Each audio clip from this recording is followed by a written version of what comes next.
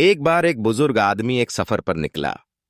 रास्ते में उसे एक प्यासा कुत्ता दिखाई दिया जो एक कुएं के पास खड़ा था, लेकिन पानी निकालने में असमर्थ था। उस कुत्ते की आंखों में प्यास की तड़प और मदद की गुहार थी।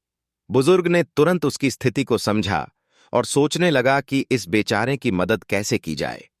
उसने अपने जूतों में पानी भरा और धीरे धीरे कुत्ते के पास गया।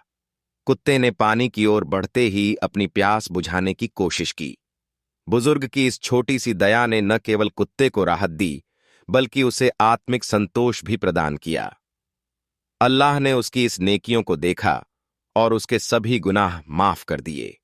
इस घटना ने एक महत्वपूर्ण सबक सिखाया कि छोटी छोटी नेकियां भी अल्लाह के नजर में बहुत बड़ी होती हैं। इसलिए हमें हमेशा दूसरों की मदद के लिए तत्पर रहना चाहिए।